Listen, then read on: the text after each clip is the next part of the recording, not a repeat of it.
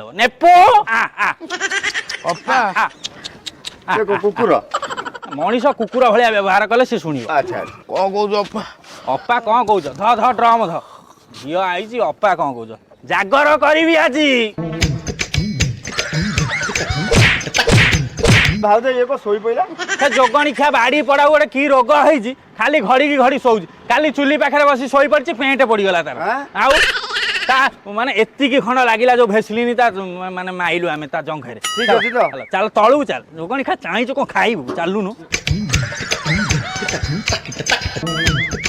ଏ ଭାଉଜ ଇଏ କଣ କରିବା ଇଏ ତ ପେଟେଇ ପଡିଛି। ଯୋଗଣୀ ଖିଆକୁ ଉଠଉନୁ କଣ କରିବୁ ଏଠି କଣ ଚଉଠି କରିବୁ ନା କଣ ଉଠା ତାକୁ।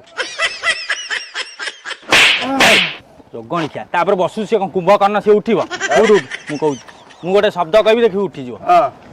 ବିୟର ଗୋଟେ ଆଣିଛି ତା ସହିତ ଆସ୍କା ଉଠିଲା।